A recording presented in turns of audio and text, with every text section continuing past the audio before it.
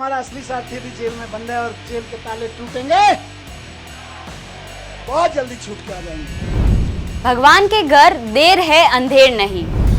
આપના અસલી સારથી હજુ પણ જેલમાં। જેલથી છૂટ્યા બાદ સિસોદિયાના ભાજપ પર પ્રહાર। સુપ્રીમ કોર્ટે તાનાશાહીને કચડી નાખી। ટૂંક સમયમાં જ કેજરીવાલ પણ બહાર આવશે। દુનિયાની તમામ તાકાત એકજૂટ થાય તો પણ સત્યને નહીં હરાવી શકે। 17 મહિનાથી જેલમાં બંધ મનીષ સિસોદિયા અંતે હવે જેલની બહાર આવી ચૂક્યા છે।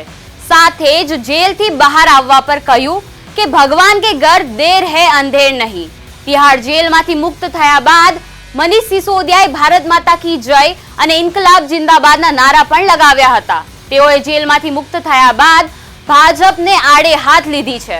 अभी गया मैं बजरंगबली के मंदिर में, पंडित जी ने आशीर्वाद दिया। वहां जो पंडित जी मौजूद होते हैं वही बजरंगबली जी के वाणी बोल रहे होते हैं। उन्होंने बजरंगबली जी की वाणी से आशीर्वाद दिया कि विजयी भव, सफल भव। मैंने कहा जी एक ही सफलता का मंत्र है, दिल्ली के एक एक बच्चे के लिए शानदार स्कूल बना के देने हैं, यही हमारी सफलता है। और इसके लिए मैं कल से कह रहा था अपने साथियों से, हम तो रथ के घोड़े हैं।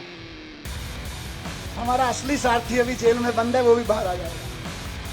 फिर उसके बाद हमको तो जहां हकेंगे हम हकेंगे, लेकिन हमारा असली सारथी अभी जेल में बंद है और जेल के ताले टूटेंगे, बहुत जल्दी छूट के आ जाएंगे। बहुत कृपा है अरविंद जी के ऊपर बजरंगबली की। आपको याद है ना, लंबे समय से बहुत सारे लोग साथ हैं। कितने शुगर का पेशेंट होने के बावजूद कितना लंबा लंबा फास्ट किया, केवल बजरंगबली जी की कृपा से।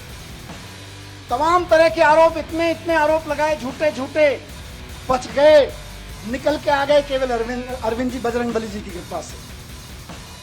और मैं समझता हूं भगवान की कृपा, बजरंगबली जी की कृपा हम पर कल हुई बाबा साहब के दिए हुए संविधान की बदौलत। बाबा साहब ने, जब ये मुकदमे की सुनवाई चल रही थी, मैं बहुत ध्यान से सुन रहा था, पढ़ रहा था, पूरी डिटेल ले रहा था वकील साहबों से।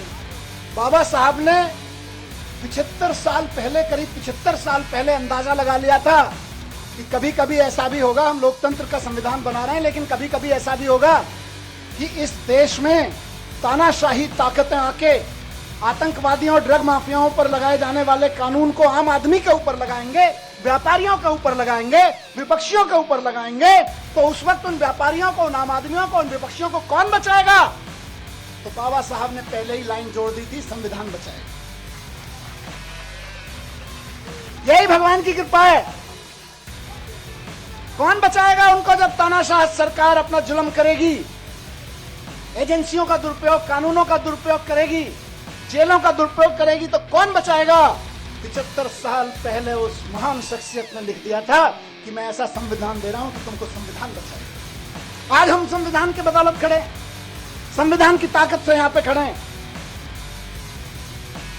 आज मैं शुक्रगुजार हूं देश के संविधान का, बाबा साहब का, और साथ साथ बहुत विनम्र निवेदन के साथ में माननीय सुप्रीम कोर्ट का, बहुत विनम्र सम्मान के साथ में माननीय सुप्रीम कोर्ट ने संविधान की दी हुई ताकत का इस्तेमाल करते हुए कल तानाशाही को कुचला, तानाशाही को कल गलत ठहराया। और माननीय सुप्रीम कोर्ट के साथ साथ मैं बहुत तहे दिल से शुक्रगुजार हूं